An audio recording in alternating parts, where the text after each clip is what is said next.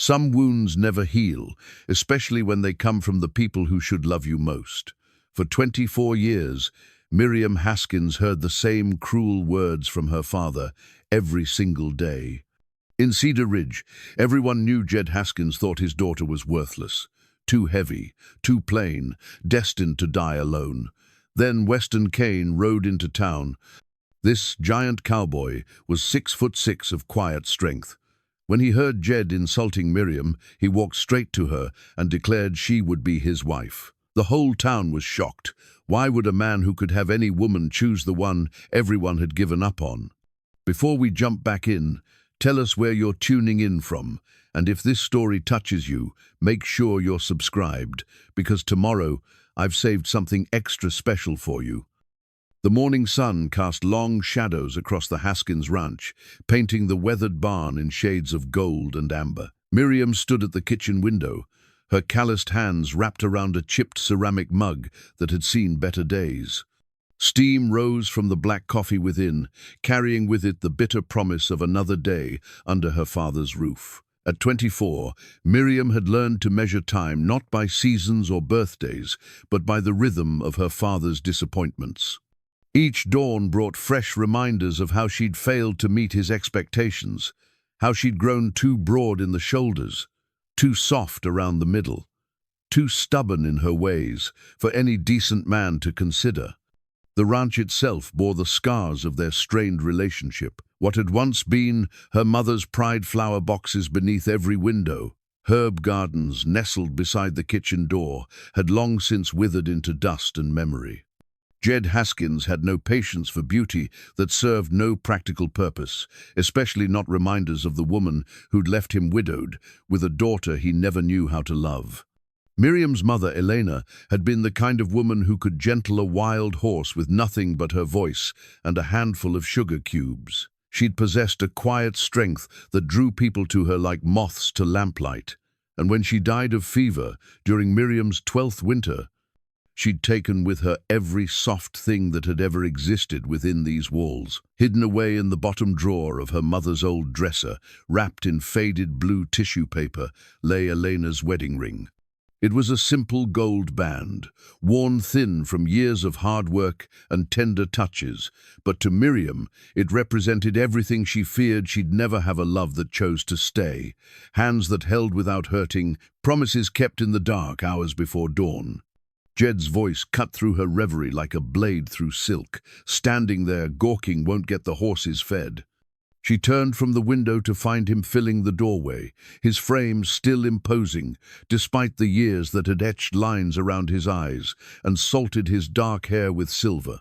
At 43, Jed Haskins remained a handsome man, the kind who could charm a widow at church social or talk a banker into extending a loan. It was only behind closed doors, in the presence of his daughter, that his true nature showed itself. You were just wasting time, like always." He stepped into the kitchen, his boots leaving traces of dried mud on the floor. Elena had once kept spotless. "Mrs. Caldwell's coming by this afternoon to look at the mare. Make sure you stay out of sight. Don't need you scaring off potential buyers with that sullen face of yours." The words hit their mark, as they always did. Miriam had learned long ago not to flinch visibly, not to give him the satisfaction of seeing how deeply each casual cruelty cut. Instead, she nodded and set down her coffee mug with steady hands. "I'll be in the back pasture checking fence line." "Good. Maybe the sun will burn some of that pale fat off you." She walked past him without another word, grabbing her father's old hat from the hook by the door. It was too large for her head, but it served its purpose, keeping the sun from her eyes and her tears from his view. The barn smelled of hay and horse sweat, honest scents that reminded her why she rose before dawn each day. Here, among the animals who judged her only by the gentleness of her hands and the reliability of her care, she could almost forget the weight of her father's disappointment. Star, her favorite mare, nickered softly as Miriam approached. The horse was getting on in years, her once brilliant coat now dappled with grey, but her eyes still held the intelligence that had first drawn Miriam's attention during a cattle auction 3 years prior. "Good morning, beautiful girl." Miriam murmured, running her palm along Star's neck. The mare leaned into her touch, and for a moment, the knot in Miriam's chest loosened just enough to let her breathe. Doc Brennan always said she had a gift with horses, claimed she could read their thoughts better than most folks could read a newspaper. It was one of the few compliments Miriam allowed herself to treasure, coming as it did from a man whose opinion carried weight throughout Cedar Ridge. Thomas Brennan had delivered Miriam into the world and tended to her mother during that final, terrible illness. He'd been the one to tell her, years later when she was old enough to understand, that Elena had possessed the same gentle way with animals. "It's in the blood," he'd said, his weathered hands steady as he examined a colt's injured leg. "Some folks are born knowing how to heal. Others are born knowing how to hurt. Your mama, God rest her soul, was definitely the healing kind." The implication hung unspoken between them that Jed belonged firmly in the second category. As Miriam worked her way through the morning chores, feeding and watering each animal with the methodical care that had become second nature, she tried not to think about Mrs. Caldwell's visit. The widow had been making inquiries about purchasing a horse for her teenage son, and Star was the obvious choice. Gentle enough for an inexperienced rider, but spirited enough to hold a young man's interest. The thought of losing Star created an ache in Miriam's chest that had nothing to do with her father's harsh words. The mare had been her constant companion through some of the loneliest years of her life, a warm presence in the stable when the house became too cold to bear. But Jed needed the money. He always needed money these days, though Miriam had never been able to determine exactly where it all went. The ranch was profitable enough, their cattle healthy and their hay fields productive. Yet there never seemed to be enough for the small comforts that might have made their austere life more bearable. By midday, the sun had climbed high enough to turn the air shimmery with heat. Miriam had finished mending a section of fence in the far pasture and was making her way back to the barn when she heard the sound of hoofbeats on the main road. She paused in the shade of an old cottonwood, watching as a solitary rider approached the ranch. Even at a distance, there was something about the man that commanded attention. He sat his horse with the easy confidence of someone born to the saddle, his broad shoulders straight, despite what had obviously been a long journey. As he drew closer, Miriam found herself holding her breath. The stranger was tall, taller than any man she'd ever seen, with dark hair that curled slightly at his collar and hands that looked capable of gentling the wildest mustang or building a homestead from nothing but raw timber. Determination. He rode a paint gelding, black and white patches gleaming in the afternoon sun, and both horse and rider moved with the fluid grace that spoke of countless miles traveled together. When he turned his head to survey the ranch buildings, Miriam caught a glimpse of steel-gray eyes and a profile that belonged in one of the dime novels Martha Henley kept hidden beneath the counter at the general store. This had to be Weston Kane, the cowboy old Pete Morrison had been talking about at the church social last week. According to Pete, Kane was looking for work and a place to settle down, had been drifting from ranch to ranch across 3 states, earning a reputation as a man who could handle horses others had given up as hopeless. Miriam watched from the shadows as her father emerged from the house, his posture already shifting into the hearty, false friendliness he reserved for potential business. She couldn't hear their words from this distance, but she could read the body language well enough. Jed expansive and welcoming, the stranger polite but reserved. After a few minutes of conversation, both men turned toward the barn, and Miriam realized she needed to make herself scarce. Her father's earlier warning echoed in her mind, "Stay out of sight." The last thing she wanted was to give Jed another reason to berate her in front of a stranger. She slipped around the back of the barn, intending to enter through the rear door and continue with her work unseen. But as she rounded the corner, she nearly collided with Martha Henley, who was approaching the ranch on foot, her gray hair escaping from its customary bun and her face flushed from the heat.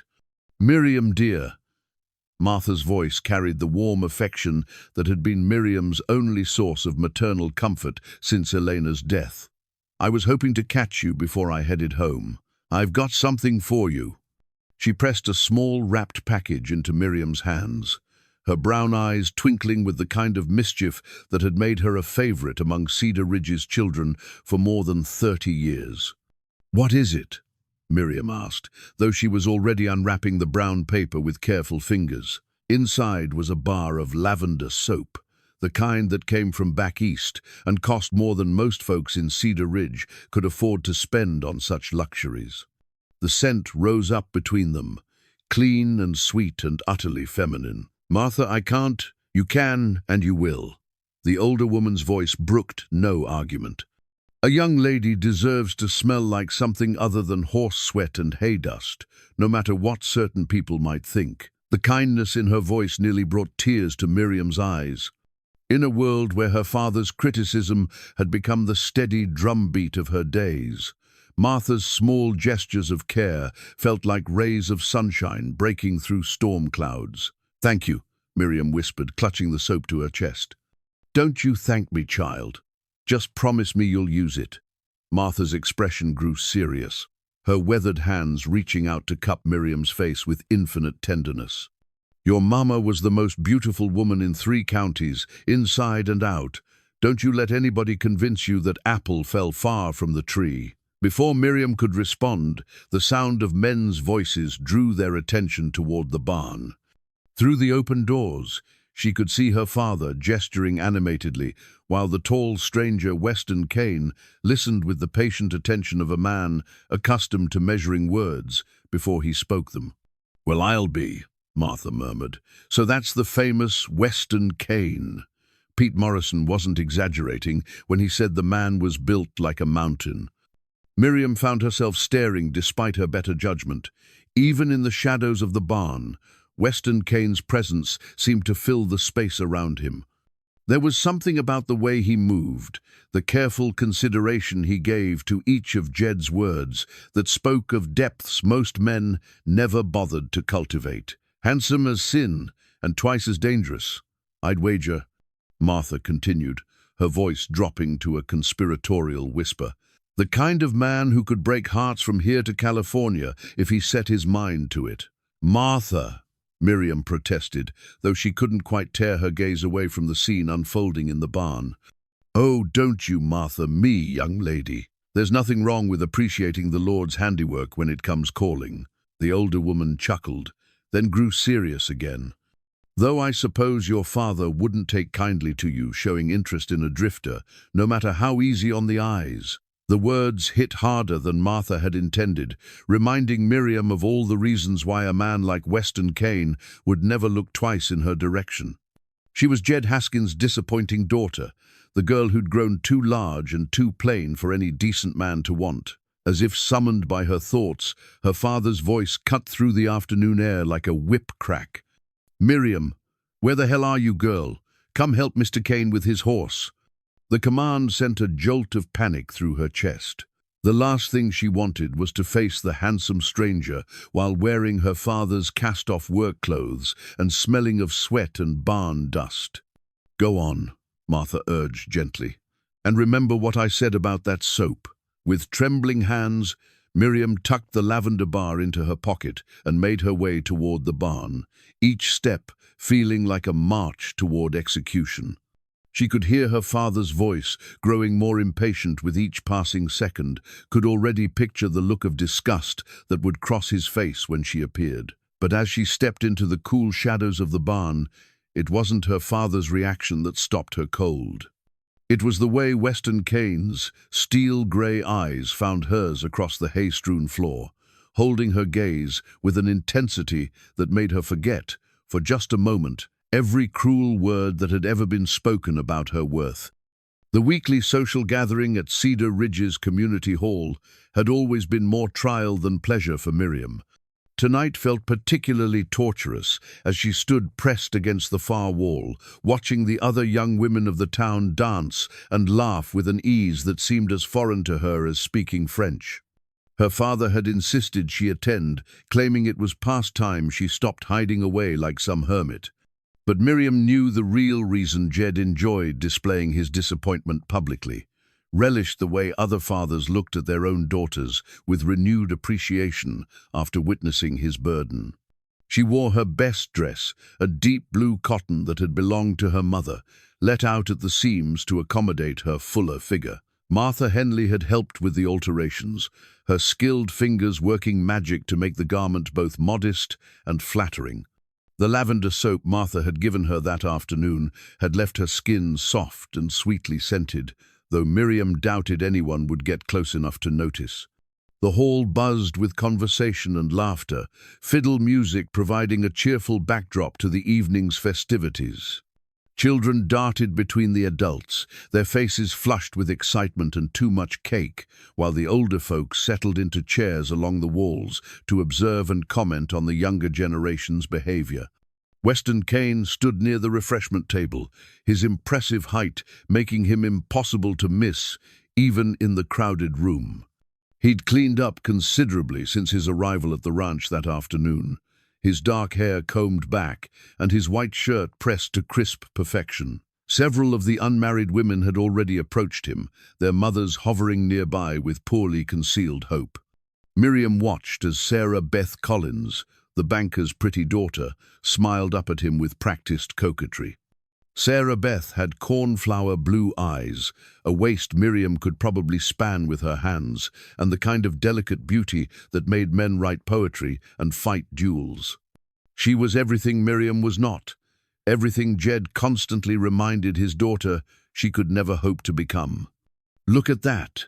Her father's voice cut through her observations like a rusty blade. "Even a drifter knows quality when he sees it. Smart man. Paying attention to the Collins girl. Her daddy's got money and influence, the kind of connections that could set a fellow up for life." Jed had positioned himself beside Miriam with the deliberate intent of a man preparing to deliver a lesson. His voice carried just loud enough for nearby listeners to catch every word, though he maintained the pretense of speaking privately to his daughter. "Course, some folks don't have the good sense to recognize their limitations," he continued, his eyes scanning the room with cold assessment. "Take poor Mary Sullivan over there, mooning after young Tom Brennan like she's got a chance in hell. Girl's got a face like a horse and twice the appetite, but her mama keeps pushing her forward like she's some kind of prize." Miriam's cheeks burned with humiliation. She knew exactly where this conversation was heading, could already feel the familiar weight of her father's disapproval settling across her shoulders like a yoke. "At least Mary's got prospects," Jed went on, warming to his theme. "Her father's got that big spread up north, and she's the only child. Man might overlook a lot for the promise of good land. But you—" He turned to face her fully, his voice dropping to what he probably imagined was a kindly tone. "You've got nothing to offer but a sharp tongue and an appetite that would bankrupt a smaller man." The words hit her like physical blows, each one carefully chosen to inflict maximum damage. Around them, conversations continued, but Miriam could feel the surreptitious glances, the pitying looks from women who thanked God daily that their own daughters possessed more traditional feminine charms. "Course, I blame myself," Jed continued, his voice rising again as if the thought had just occurred to him. "Should have remarried when you were younger. Found you a mother who could have taught you the things a woman needs to know." But after losing Elena, he shook his head sadly, playing the part of the grieving widower to perfection. "I suppose I let sentiment get in the way of practicality." Across the room, Weston Kane's attention had shifted from Sarah Beth Collins to the conversation taking place near the wall. His steel-grey eyes found Miriam's face, and she saw something flicker in their depths: recognition, perhaps, or understanding. Whatever it was, it made her stomach clench with fresh humiliation. "The thing is," Jed was saying, his voice now carrying clearly across the immediate area, "a man wants a woman who can make him proud, someone he can show off to his friends and neighbors, someone who'll give him strong sons and manage his household with grace and economy." He gestured vaguely in Miriam's direction without actually looking at her. "What man wants to saddle himself with a wife who eats him out of house and home and scares the livestock with her sullen disposition?" The laughter that followed was scattered and uncomfortable, but it was laughter nonetheless. Miriam felt each chuckle like a needle pricking her skin, drawing blood from wounds that never quite healed before being opened again. "Truth is," Jed continued, apparently oblivious to his daughter's distress, "some women just aren't meant for marriage and motherhood. It's not their fault. Exactly, the Lord has his reasons for making some folks differently. But facts are facts, and the sooner a person accepts their lot in life, the easier things get for everyone involved." He paused, letting his words sink in before delivering the final blow. "Take Miriam here," he said, finally acknowledging her presence with a careless wave of his hand. 24 years old, and never so much as had a beau. Smart girl, good with horses, but let's be honest, she's going to die alone without sons to carry on the family name. No point pretending otherwise. The silence that followed was deafening. Miriam felt as though every person in the hall was staring at her, their faces reflecting everything from pity to relief that they weren't in her position. She wanted to run, to disappear into the night, and never face another human being as long as she lived. Instead, she stood frozen in place, her hands clenched so tightly at her sides that her nails drew blood from her palms. That's when Weston Kane moved. He crossed the room with the purposeful stride of a man who had made a decision and intended to see it through. Conversations stopped mid-sentence as people tracked his progress, the crowd parting before him like water before the prow of a ship. When he reached Miriam, he stopped directly in front of her, close enough that she could smell the clean scent of soap and leather that clung to his clothes. His brass compass caught the lamplight as it hung from his vest pocket, the metal gleaming like a star against the dark fabric. "Miss Haskins," he said, his voice carrying clearly through the sudden hush, "I'd be honored if you'd accept my proposal of marriage." The words fell into the silence like stones into still water, sending ripples of shock throughout the assembled crowd. Miriam stared up at him, certain she had misheard, that the stress of her father's public humiliation had finally caused her mind to snap completely. "I beg your pardon?" she whispered. Weston's grey eyes never left her face. "I'm asking you to be my wife," he said simply, "if you'll have me." Behind him, Miriam could see the faces of the crowd. Sarah Beth Collins, with her mouth hanging open in shock. Mrs. Patterson clutching her chest as if she might faint. Doc Brennan wearing an expression of surprised approval. But it was her father's face that drew her attention, the way his practiced smile had frozen into something brittle and dangerous. "Now, see here," Jed began, stepping forward with the bluster of a man whose authority had been challenged. "I don't know what kind of game you're playing, but—" "No game," Weston interrupted, his gaze still fixed on Miriam. "I heard what you said about your daughter, Mr. Haskins, about how she'll die alone. I'm here to tell you that you're wrong." He reached into his vest pocket and withdrew the brass compass, its surface worn smooth by countless hands. "This belonged to my father," he said, pressing it into Miriam's trembling fingers. "He told me it would always point me toward true north, toward the thing I needed most. Today, it led me to you." The compass was warm from his body heat, its weight solid and reassuring in her palm. Miriam looked down at it, then back up into Weston's face, searching for some sign that this was all an elaborate joke. "I don't understand," she managed. "Don't need to understand," he replied gently. "Just need to say yes or no. Will you marry me, Miriam Haskins?" The use of her given name, spoken with such quiet respect, nearly undid her completely. When was the last time someone had said her name like it mattered, like it belonged to a person worthy of consideration? "You don't know me," she protested weakly. "I know enough." His voice remained steady, patient. "I know you're gentle with horses. I know you work harder than most men twice your size. I know you've got kind hands and a good heart, and that's more than most folks can say." Around them, the crowd pressed closer, straining to hear every word of this unprecedented drama. Miriam could feel their collective breath on her neck, their excitement at witnessing something that would be talked about for years to come.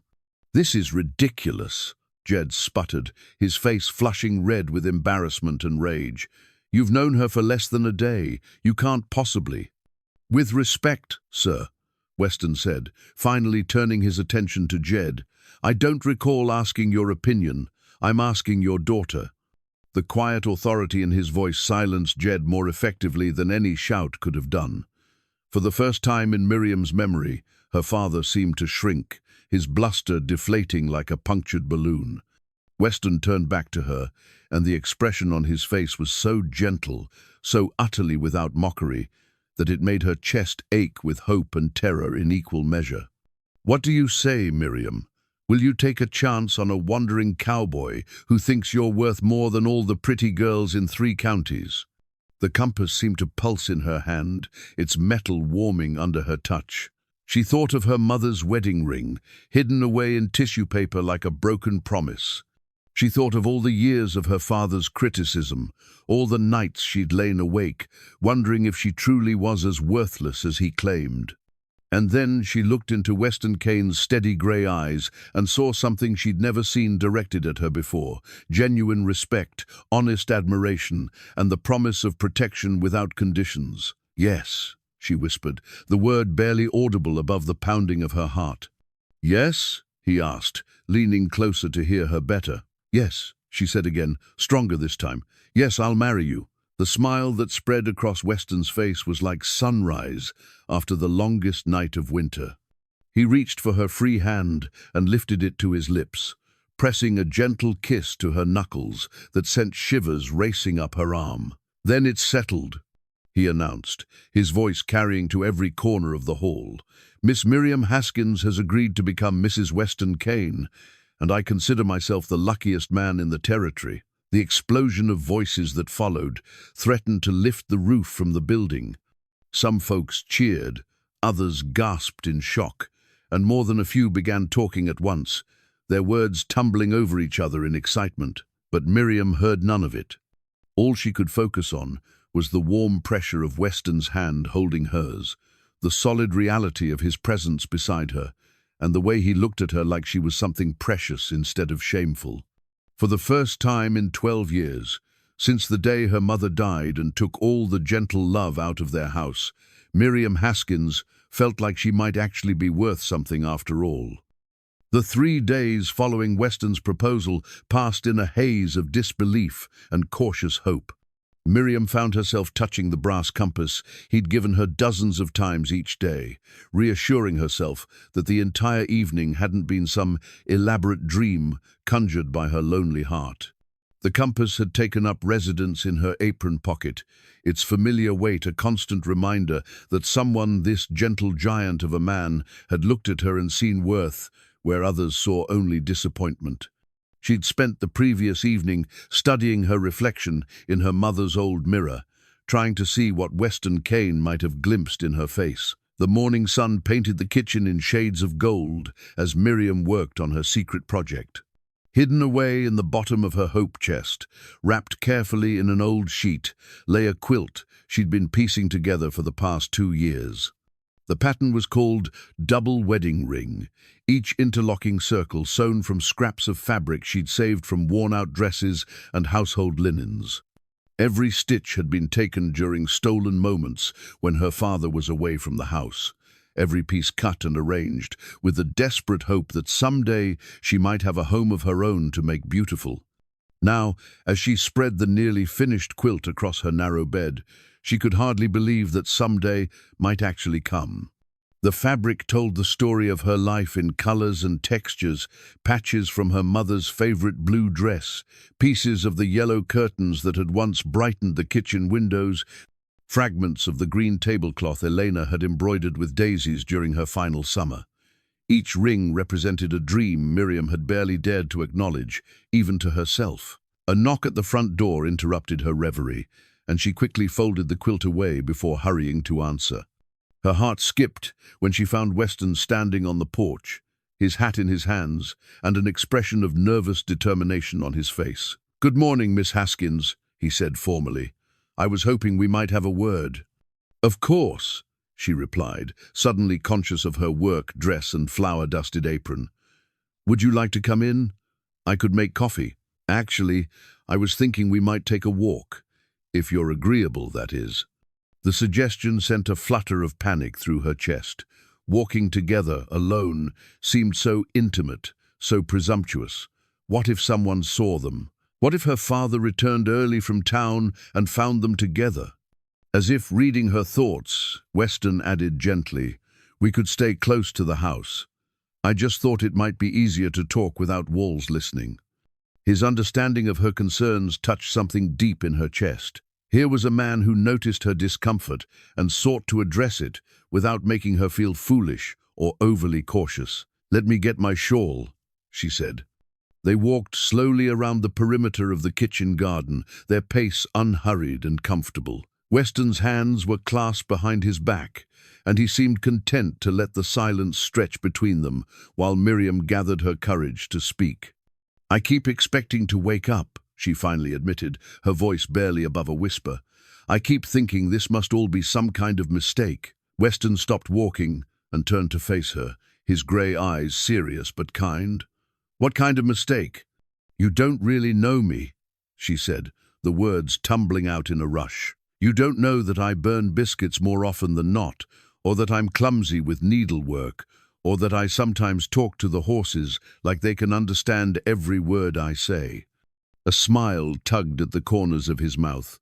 "Do they talk back?" The unexpected question caught her off guard, and she found herself smiling despite her nervousness. "Sometimes it feels like they do. Star, especially. She's got opinions about everything.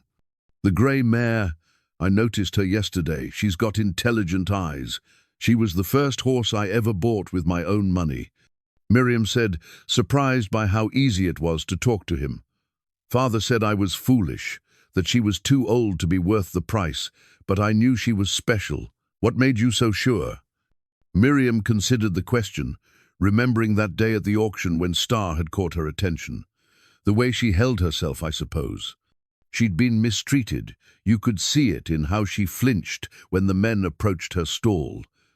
But there was still dignity in her bearing, still trust in her eyes for the right person. I knew that if someone would just treat her with kindness, she'd be the best horse they ever owned. Weston was quiet for a long moment, and when he spoke, his voice carried a weight that made her look up into his face. "I reckon that's how I feel about you," he said simply. The words hit her like a physical blow, stealing her breath and making her heart race. No one had ever spoken to her with such straightforward honesty, such genuine regard. "You don't know what you're saying," she protested weakly. "I know exactly what I'm saying." He reached out slowly, giving her time to pull away if she chose, and took her hand in his. His palm was warm and calloused from years of hard work, but his touch was gentle. "I've been drifting for 5 years, Miriam. 5 years of working other men's ranches, sleeping in other men's bunkhouses, never staying anywhere long enough to put down roots. You know what I learned in all that time?" She shook her head, not trusting her voice. "I learned that most folks are so busy looking at the surface of things that they miss what really matters. They see a pretty face and think that's enough to build a life on. They see money or status and convince themselves that's what love looks like." His thumb brushed across her knuckles, the simple gesture sending warmth up her arm. "But I also learned to recognize real quality when I see it. The way you gentle those horses, the respect Doc Brennan has for your judgment. The way Martha Henley's face lights up when she talks about you, that tells me everything I need to know about the kind of woman you are. My father—" "Your father's a fool," Weston said bluntly, then immediately softened his tone. "Forgive me for speaking plainly, but it's the truth. Any man who can't see his daughter's worth isn't fit to judge anyone else's." They resumed walking, and Miriam found herself stealing glances at his profile as they moved. He was even more handsome in the morning light, but it was the steadiness in his manner that truly drew her. There was no urgency about him, no sense that he was performing for her benefit or trying to charm her into compliance. "Can I ask you something?" she ventured after a few minutes. "Anything." "Why me? Really? I saw how Sarah Beth Collins was looking at you at the social. She's beautiful, and her father's got money, and And she's nothing like you, Weston interrupted gently. Sarah Beth's a fine girl, I'm sure, but when I look at her, I see someone who's never faced real hardship, never had to develop strength from the inside out. She's decorative, like a flower in a parlor window. He stopped walking again and turned to face her fully. When I look at you, I see someone who's survived things that would break a weaker person. I see competence and grace and a kind of quiet courage that can't be taught or inherited. I see a woman who could stand beside a man through whatever storms life might bring, not someone who'd need to be sheltered from every harsh wind. The sincerity in his voice made her eyes burn with unshed tears. She'd spent so many years believing her father's assessment of her worth that hearing someone speak of her with such respect felt almost overwhelming. "I'm scared," she admitted in a whisper. "Of me? Of hoping too much, of believing this is real and then having it taken away." Weston was quiet for a moment, and when he spoke, his voice carried the weight of absolute certainty. "I can't promise you that life will be easy, Miriam. Ranching's hard work, and I don't have much more than what fits in my saddlebags and the promise of steady wages from your neighbor Morrison. But I can promise you this, as long as there's breath in my body, you'll never have to doubt your worth again. You'll never have to wonder if you're loved." The simple declaration broke something open in her chest, releasing tears she'd been holding back for years. Weston stepped closer and, after a moment's hesitation, pulled her into his arms. She fit against him perfectly, her head tucked beneath his chin, her face pressed to the solid warmth of his chest. He smelled of leather and soap, and something indefinably masculine that made her feel safe in a way she'd almost forgotten was possible. "It's all right," he murmured against her hair. "It's all right to cry. Lord knows you've earned the right." They stood like that for several minutes, Miriam allowing herself to grieve for all the years of loneliness and self-doubt, while Weston simply held her and let her tears soak into his shirt. When she finally pulled back, embarrassed by her display of emotion, he reached up and gently wiped the dampness from her cheeks with his thumbs. "Feel better?" he asked softly. She nodded, not trusting her voice. "Good. Now I have something important to ask you." The serious tone in his voice made her look up into his face, searching for clues about what might be coming. "I know this is all happening quickly," he said. "Maybe too quickly for some folks' comfort, but I'm not a man who believes in long courtships when I know my own mind.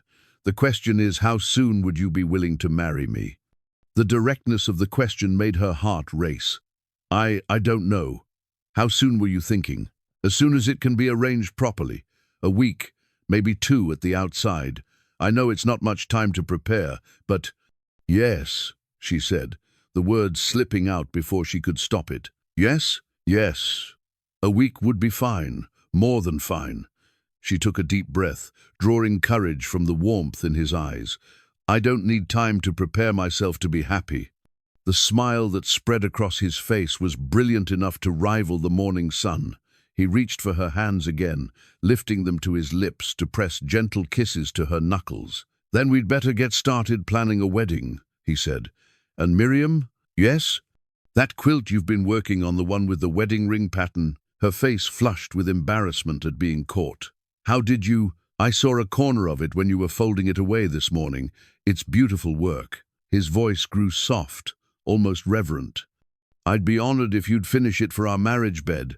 The thought of sharing a bed with this gentle giant of a man sent heat racing through her veins, but it was a warmth born of anticipation rather than fear.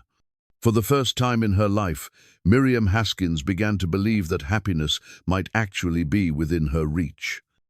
The carved wooden horse appeared on Miriam's windowsill 3 days before their wedding, catching the morning light like a small miracle. She discovered it while preparing breakfast, the smooth maple gleaming golden in the dawn rays that slanted through the kitchen window. It was exquisite work, no larger than her palm, but every detail lovingly rendered. The mare's flowing mane, the delicate curve of her neck, the way she seemed poised to leap into motion at any moment.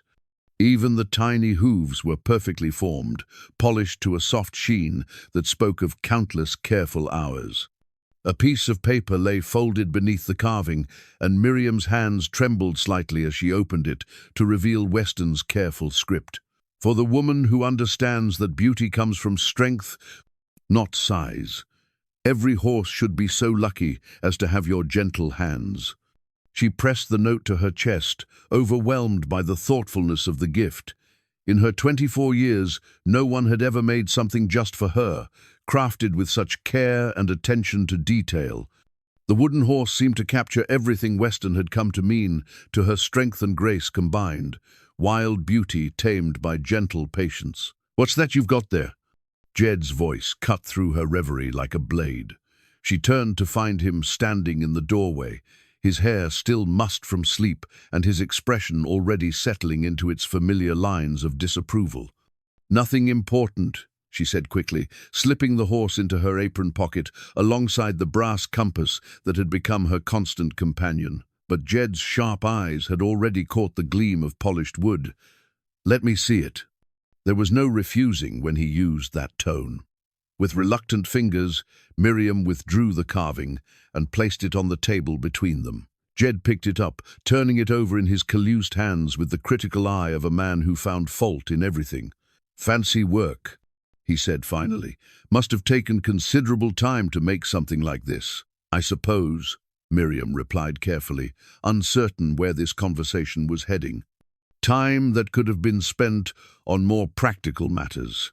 He set the horse down with deliberate force, though not quite hard enough to damage it. Man's got to eat, after all. Got to have a roof over his head and clothes on his back. Doesn't seem wise to waste effort on trinkets when there's real work to be done. The criticism stung, as it was meant to. Jed had a talent for taking anything that brought Miriam joy and finding the flaw within it, the reason she shouldn't allow herself such frivolous happiness. "It was a gift," she said quietly. "Gift?" Jed's eyebrows rose in mock surprise. "From your intended, I presume? How thoughtful of him to spend his time whittling toys instead of figuring out how he's going to support a wife." Before Miriam could respond, the sound of approaching hoofbeats drew their attention toward the front of the house. Through the window, she could see Weston dismounting from his paint gelding, his movements easy and confident, despite the early hour. "Speak of the devil," Jed muttered, but he straightened his shoulders and arranged his features into a semblance of cordiality as Weston's boots sounded on the porch steps. The knock that followed was firm but respectful, the knock of a man who understood his place but wasn't cowed by it. "Come in," Jed called, and Weston entered, removing his hat as he crossed the threshold. "Morning, Mr. Haskins." "Miriam." His grey eyes found hers immediately, and the warmth in them made her heart skip. "I hope I'm not intruding." "Not at all," Jed replied with false heartiness. "Just having our morning coffee. Would you care for a cup?" "That's kind of you, but I can't stay long. I wanted to speak with Miriam about the wedding arrangements, if that's all right." "Course it is. She's your intended, after all." Jed's smile didn't quite reach his eyes. "Though I notice you've already been leaving her little presents. Found this on the table just now." He gestured toward the wooden horse, and Miriam felt her cheeks burn with embarrassment. There was something in her father's tone that made the gift sound foolish, impractical, like evidence of poor judgment on Weston's part. But when Weston looked at the carving, his expression remained calm and untroubled. "I hope you like it," he said simply, addressing Miriam rather than her father. "I noticed how gentle you are with Star, and I thought you might appreciate having a horse you could keep with you always." The straightforward honesty of his words diffused whatever criticism Jed had been preparing. How could anyone find fault with such simple thoughtfulness? "It's beautiful," Miriam said softly. "I've never seen such fine work." "My father taught me to carve when I was a boy," Weston explained. "Said idle hands were the devil's playground, and a man should always be creating something instead of destroying it." There was wisdom in that philosophy, Miriam thought, and she found herself wondering what other lessons Weston's father had passed down to his son. The brass compass spoke of a man who valued direction and purpose. The carved horse revealed an artist's soul hidden beneath the cowboy's practical exterior. "Your father sounds like a wise man," she said. He was. A shadow crossed Weston's features, there and gone so quickly she might have imagined it. "He's been gone these past 3 years, but I try to live by the things he taught me." "What happened to him?" Miriam asked gently, then immediately regretted the question when she saw Weston's jaw tighten. "Fever took him during a hard winter. Nothing the doc could do." His voice remained steady, but she could hear the old grief beneath the words. "He died knowing I'd never settled down, never given him grandchildren to carry on the family name. I've regretted that every day since." The admission hung in the air between them, heavy with meaning. Miriam understood now why Weston had been so certain about his proposal, why he'd spoken of not believing in long courtships. He'd lost time with his father, lost the chance to share his happiness, and he wasn't willing to risk losing any more precious moments to uncertainty. "Well," Jed said after a moment, his voice cutting through the emotional weight of the conversation, "dead men don't care about grandchildren. It's the living that matter." The casual cruelty of the statement made Miriam wince, but Weston's expression didn't change.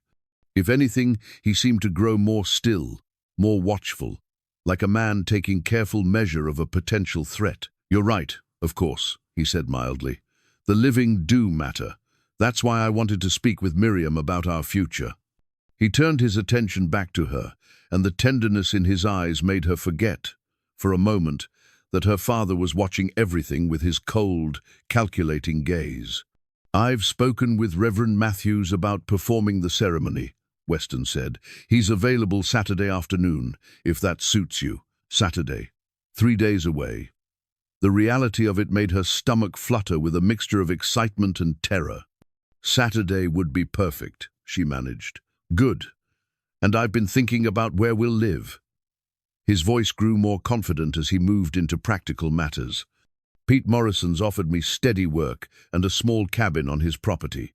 It's not much, 2 rooms and a kitchen, but it's clean and sound, with good windows for light. We could make it comfortable."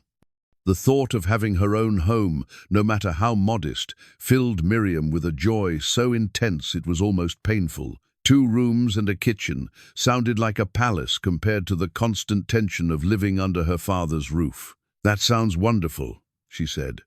"Course, you'll want to bring your personal things," Weston continued. "Clothes, keepsakes, anything that's important to you. I know it's not much notice, but—" "She won't be taking much," Jed interrupted smoothly. "Most of what she's got belongs to the ranch anyway. Work clothes, practical things, nothing fancy." Miriam felt something cold settle in her stomach. She thought of her mother's wedding ring, hidden away in the dresser drawer, her few precious books, the quilt she'd been working on, the small collection of things that made her feel connected to the mother she'd lost. "Actually," she said carefully, "there are some things of my mother's that I'd like to bring, personal items that wouldn't be of use to anyone else." Jed's eyes narrowed. "Like what?" "Her wedding ring. Some books she left me. The quilt I've been making." "Books?" Jed snorted. "What do you need with books? You'll have a husband and a household to tend. No time for filling your head with romantic nonsense." Weston stepped forward slightly, not enough to seem aggressive, but enough to draw Jed's attention. "I think it's natural for a woman to want to keep things that remind her of her mother," he said quietly, "especially things as practical as a wedding ring and a quilt." There was something in his tone that suggested the matter wasn't open for negotiation, though he remained perfectly polite. Miriam found herself holding her breath, waiting to see how her father would respond to this gentle but firm challenge to his authority. "I suppose you're right," Jed said finally, his smile tight around the edges. "Though I hope you understand what you're getting yourself into. Girl's always been too sentimental for her own good, filling her head with dreams and nonsense instead of focusing on practical matters." "I think a woman should have dreams," Weston replied simply. "Makes life worth living." The 2 men looked at each other for a long moment, some unspoken communication passing between them that Miriam couldn't quite decipher. Finally, Jed shrugged and turned away, dismissing the entire conversation with a wave of his hand. Well, I'll leave you two to your planning. I've got cattle to tend. He left the kitchen without another word, and the silence that followed felt heavy with unspoken tensions. Weston waited until the sound of Jed's boots had faded before turning back to Miriam, his expression gentle but concerned. "Are you all right?" he asked softly. She nodded, though her hands were trembling slightly as she picked up the wooden horse from the table. "He's not usually so." She stopped, unable to finish the lie. "So hostile?" Weston supplied gently. "Miriam, you don't have to make excuses for him. Not with me." The kindness in his voice nearly undid her. She'd spent so many years defending her father's behavior, explaining away his cruelties as disappointment or grief, that she'd almost convinced herself they were normal. "He wasn't always like this," she said quietly. "Before Mama died, he was different. Kinder." "Grief changes people," Weston acknowledged, "but it doesn't excuse everything, and it shouldn't fall on you to bear the weight of his pain." She looked up into his face, searching for judgment or pity, but found only understanding.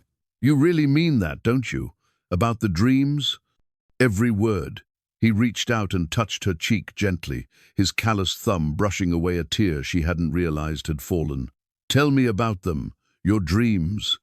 The request caught her off guard. No one had ever asked her that before, what she wanted, what she hoped for beyond the basic necessities of survival. "I dream about having a garden," she said hesitantly, "like Mama used to keep, with flowers and herbs and vegetables all growing together. I dream about children learning to read at my kitchen table, maybe teaching them the way Mama taught me." Her voice grew stronger as she spoke, the words flowing more freely as Weston listened with genuine interest. "I dream about having a horse of my own, not for work, but just for the joy of riding across open country on a spring morning. And I dream about—" She stopped, her cheeks flushing with embarrassment. "What?" he prompted gently. "I dream about being the kind of wife my mother was, the kind who makes a house feel like home, who knows how to comfort and encourage and make ordinary moments feel special."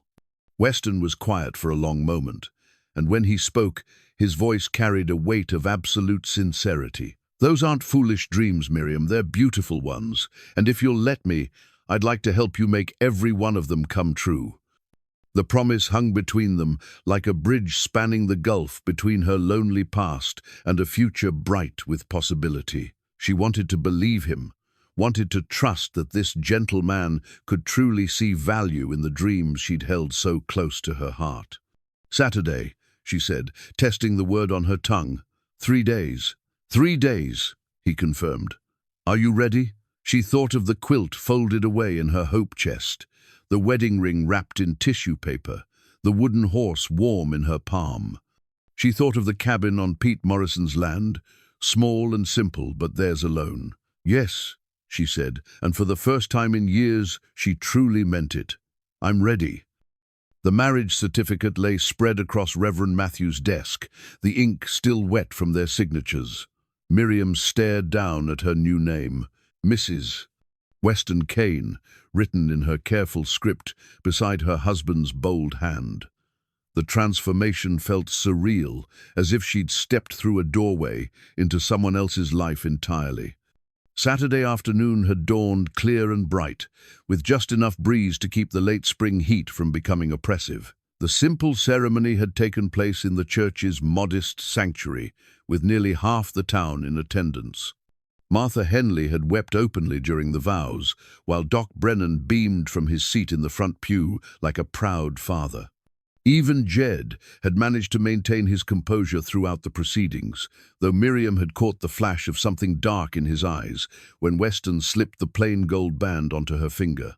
It was a simple ring, purchased from the traveling merchant who'd passed through town the day before, but to Miriam it felt more precious than any diamond. "Well, Mrs. Kane," Weston said softly, his voice carrying a note of wonder that matched her own feelings. "How does it feel to be a married woman?" She looked up into his face, this man who was now her husband, and felt a flutter of nervous excitement in her chest. "Different," she admitted. "Good different, but overwhelming," he supplied gently. She nodded, grateful for his understanding. Everything had happened so quickly that her mind was still struggling to catch up with the reality of her new circumstances. The small reception that followed had been organized primarily by Martha Henley and several of the other church ladies, who'd insisted that every bride deserved proper celebration, regardless of the short notice. Tables had been set up in the churchyard, laden with covered dishes and fresh flowers from their gardens. Miriam had moved through the festivities in a daze, accepting congratulations and well wishes from neighbors who seemed genuinely pleased by her unexpected good fortune. It was a far cry from the pitying looks and whispered comments she'd grown accustomed to over the years. Even Sarah Beth Collins had approached her with what seemed like sincere good wishes, though there was a brittleness to her smile that suggested the banker's daughter was still processing the shock of being passed over for the town's resident spinster. "I hope you'll be very happy," Sarah Beth had said, her blue eyes scanning Miriam's simple blue dress with barely concealed bewilderment. "Mr. Kane seems like a fine man." "Thank you," Miriam had replied, unsure how else to respond to such carefully neutral sentiment. Now, as the last of the well-wishers departed and the afternoon shadows began to lengthen, Miriam found herself alone with Weston for the first time since becoming his wife. The realization sent a shiver of anticipation mixed with apprehension down her spine. "Are you ready to see your new home?" he asked, offering her his arm with the courtly gesture that had already become familiar. Their new home. The words sent a thrill through her that she tried to contain. After years of living under her father's roof, subject to his moods and criticisms, the thought of having a place that belonged to her and Weston alone seemed almost too wonderful to believe. The ride to Pete Morrison's ranch took nearly an hour, with Miriam's few possessions loaded into the back of a borrowed wagon. Her mother's trunk, the quilt carefully wrapped in clean sheets, a small collection of books, and the precious wooden horse that had already found a place of honor among her belongings. Jed hadn't come to see them off, claiming he had urgent business elsewhere. Miriam wasn't surprised her father had never been comfortable with displays of emotion, and her marriage represented a loss of control he wasn't prepared to acknowledge gracefully. The cabin that was to be their home sat in a grove of cottonwoods, about a quarter-mile from the main ranch house. It was larger than Weston had described 3 rooms rather than 2, with a covered porch that faced west toward the mountains. The logs were weathered but sound, chinked tight against winter winds, and the windows gleamed clean and welcoming in the late afternoon light. "Pete's wife lived here when they were first married," Weston explained as he helped her down from the wagon, "before they built the big house. She insisted on keeping it maintained for guests, or said," he paused, a slight flush coloring his cheeks, "well, for occasions like this."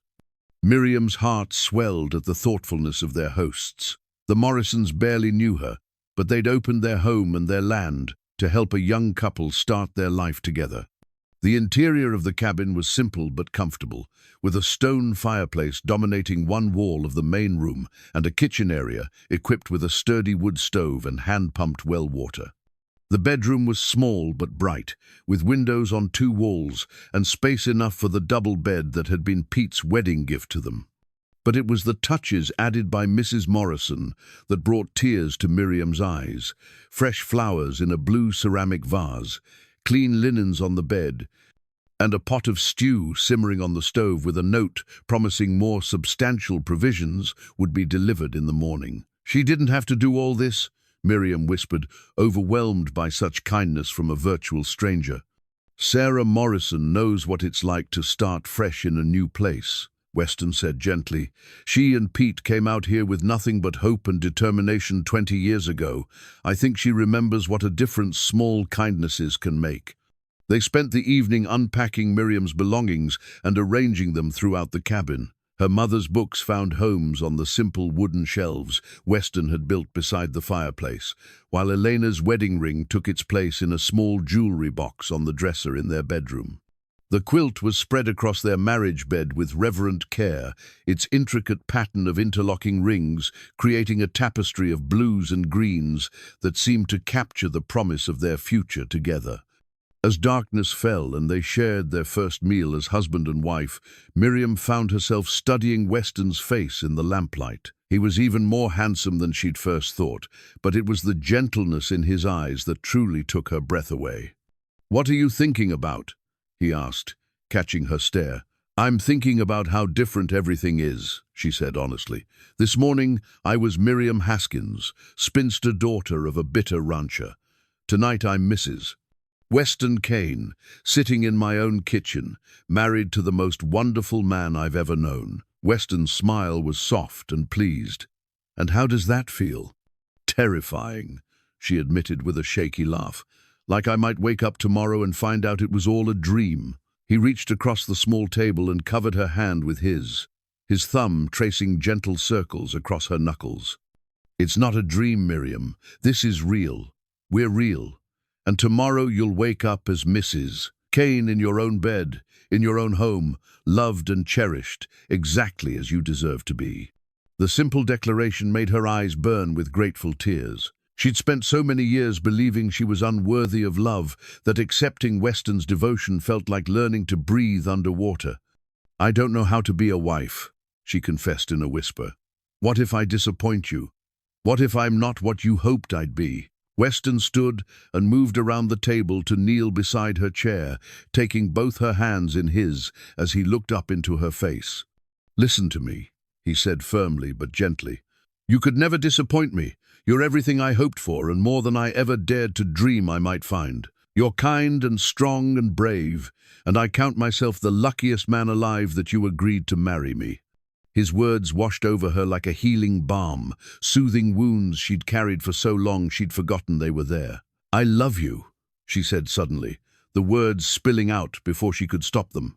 "I know it's too soon, and maybe I shouldn't say it, but—" "It's not too soon," he interrupted, his voice rough with emotion. "And I love you too. I've loved you since that first day when I watched you with the horses and saw how gentle your hands were, how patient your heart was." He stood and drew her to her feet, pulling her into his arms with infinite tenderness. When he kissed her, it was soft and sweet and full of promise, a seal on the vows they'd spoken and the life they were beginning to build together. As they held each other in the lamplight, Miriam felt something she'd never experienced before, the absolute certainty that she was exactly where she belonged, in the arms of a man who loved her not despite her flaws, but because of everything she was. For the first time in 12 years, since the day her mother died and took all the warmth out of her world, Miriam Kane felt truly, completely home. The land deed felt substantial in Miriam's hands, its thick parchment crackling softly as she unfolded it on their kitchen table. 2 months of marriage had passed like a dream, and now this tangible proof that she and Weston were building something permanent together. 40 acres, Weston said, his voice carrying a mixture of pride and disbelief as he traced the property boundaries with his finger. "Good water, decent grazing, and that grove of oaks where we talked about building our own house someday." Miriam studied the official document with its careful script and embossed seal. Mr. Morrison had offered them the land at a price far below its true value, insisting that a young couple deserved the chance to put down roots without being crushed by debt. "It's really ours?" she asked, still hardly daring to believe it.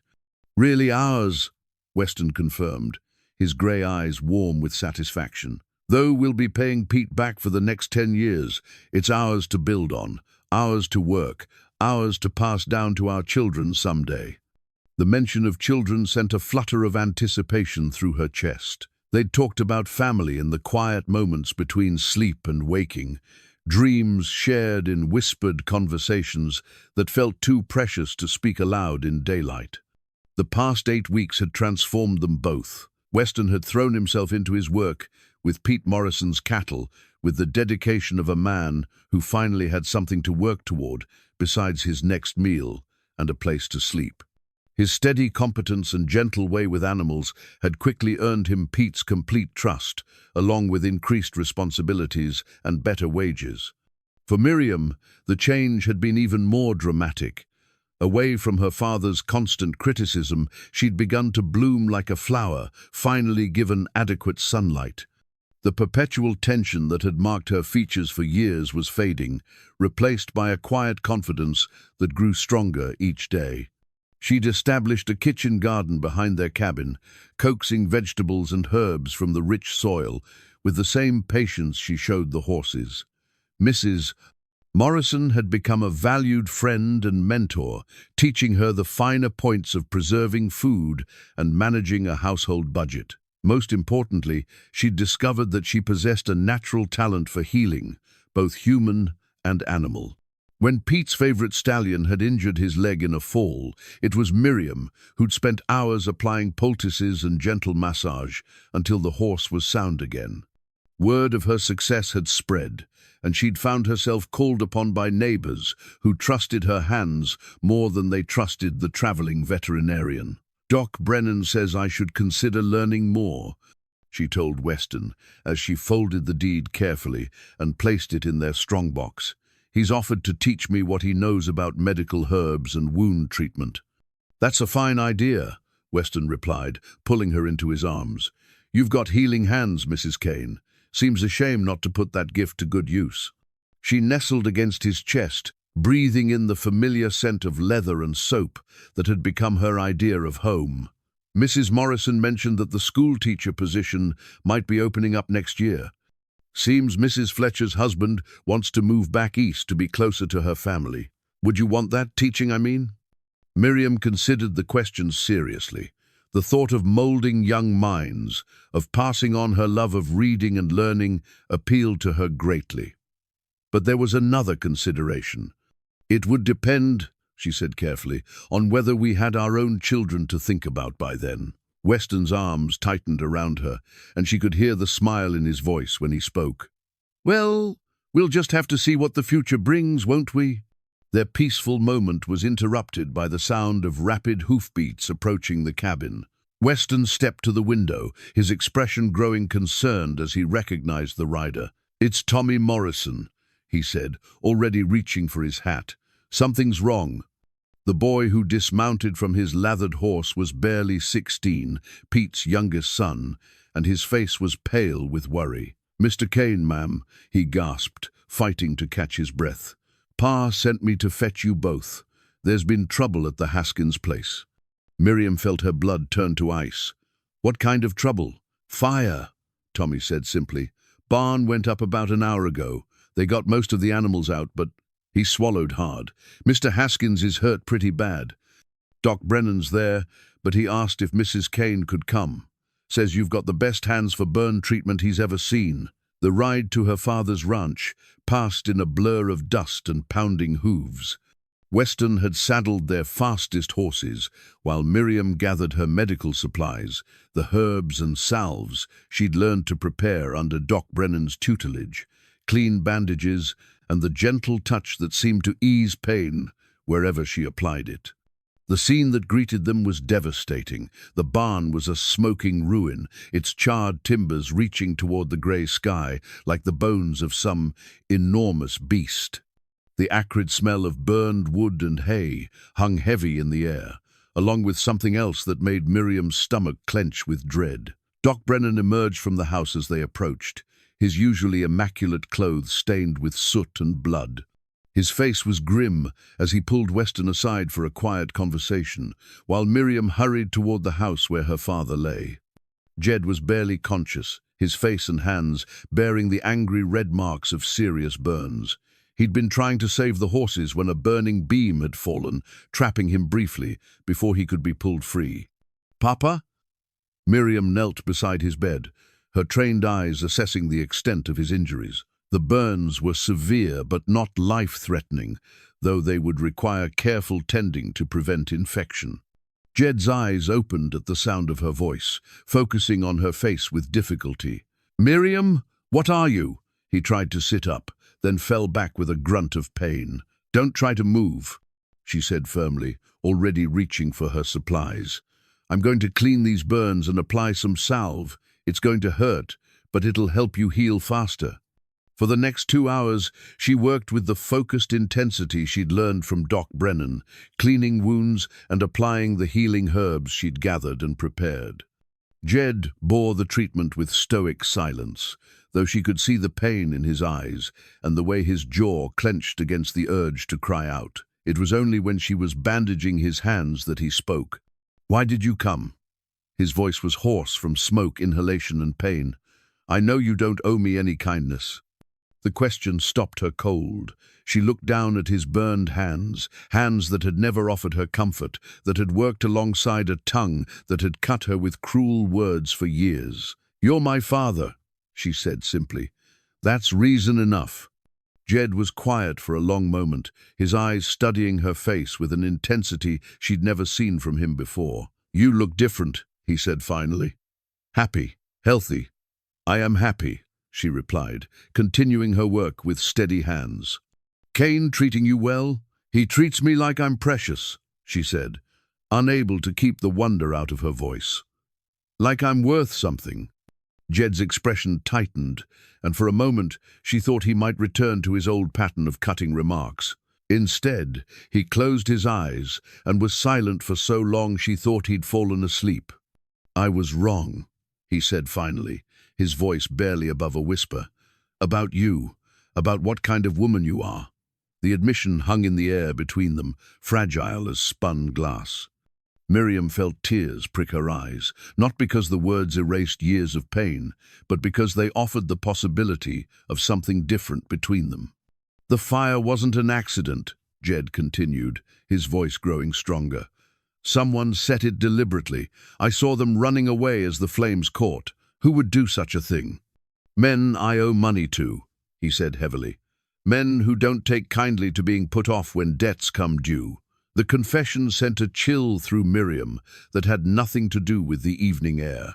She thought of Weston, of their new land and their dreams for the future, and realized that her father's troubles might not be as distant from their lives as she'd hoped. "How much money?" she asked quietly. Jed's laugh was bitter and self-deprecating. "More than I can pay, more than the ranch is worth, truth be told." "Gambling debts?" He nodded, shame coloring his features. "Started small, after your mother died. Thought it might help me forget the pain for a while. But it just kept growing, like a cancer, until—" He gestured weakly toward the smoking ruins of his barn. Miriam finished the last bandage in silence, her mind racing. She thought of the deed in their strongbox, of the life she and Weston were building together, of all the reasons she had to turn her back on the man who'd made her childhood a misery. But she also thought of her mother's gentle hands, of the lessons Elena had tried to teach about forgiveness and family, about the importance of choosing kindness even when it wasn't earned. "We'll figure something out," she said finally, though she had no idea what that might be. Jed's eyes filled with tears, the first she'd seen from him since her mother's funeral. "I don't deserve your help," he whispered. "I know that, but thank you." As she packed up her medical supplies and prepared to return home with Weston, Miriam realized that the fire had burned away more than just a barn. It had stripped away the last pretenses between herself and her father, leaving them both with the raw truth of who they really were. The question now was what they would choose to build from the ashes. The hidden property survey lay buried beneath a stack of old newspapers in Jed's desk drawer, its edges yellowed with age and its contents more damning than Miriam could have imagined. She'd been searching for medical receipts to help calculate her father's debts when her fingers had brushed against the folded document, and curiosity had compelled her to examine it more closely. What she discovered made her stomach turn to lead. According to the surveyor's report, dated 3 years earlier, the Haskins ranch encompassed far less acreage than Jed had always claimed. Worse, a significant portion of what he'd been calling his land actually belonged to the territorial government prime grazing acres that he'd been using illegally for the past decade. But that wasn't the worst of it. Clipped to the survey was a collection of promissory notes bearing her father's signature, each one stamped with the seal of a Denver banking consortium known for its ruthless collection practices. The amounts were staggering, more money than the ranch could generate in 5 years of perfect conditions. The final document in the pile made her hands shake with a mixture of rage and disbelief. It was a letter from the consortium's legal representative, dated 6 months ago, informing Jed that foreclosure proceedings would begin unless full payment was received within 90 days. That deadline had passed 2 weeks ago. "Find what you were looking for?" Weston's voice from the doorway made her jump, the papers scattering across the desk's scarred surface. She turned to face her husband, seeing her own shock and dismay reflected in his grey eyes as he took in the documents spread before her. "You knew," she said, her voice flat with the certainty of it. "You knew about this." Weston stepped into the room, closing the door softly behind him. "I suspected. Some of the things your father said, the way he's been acting, it all pointed to serious financial trouble." "Serious financial trouble?" Miriam's voice rose despite her efforts to remain calm. "Weston, he owes more than $20,000 to a consortium that's known for breaking men who can't pay their debts. This isn't trouble, this is catastrophe." She stood and began pacing the small room, her mind racing through the implications of what she'd discovered. And the land, half of what he calls the ranch, doesn't even belong to him. He's been grazing cattle on government property for years without permits. "Miriam, did you know that too?" She spun to face him, searching his features for signs of deception. "When you married me, did you know my father was essentially a fraud?" Weston's jaw tightened, and she saw something flicker in his eyes that might have been guilt. "I knew he was in debt. I didn't know how deep until now. But you had an idea. It wasn't a question. The pieces were falling into place with horrible clarity. That's why you were so certain about marrying me, why you moved so quickly. You knew this was coming." "No." His voice was firm, almost harsh. "I married you because I love you, Miriam. Everything else was secondary." "Everything else?" She gestured toward the papers on the desk. "This affects us too, Weston.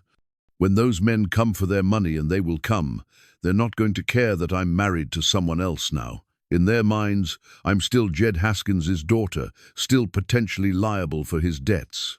The truth of it hung between them like a physical presence. In the territory's crude legal system, family members could indeed be held responsible for unpaid debts, especially when the debtor's assets were insufficient to satisfy the obligation. "They burned the barn as a warning," Weston said quietly. "Pete Morrison heard rumors in town yesterday. There are 3 men asking questions about Jed's financial situation, offering to buy information about his assets and family connections." Miriam sank into the desk chair, overwhelmed by the magnitude of their situation. "How long do we have?"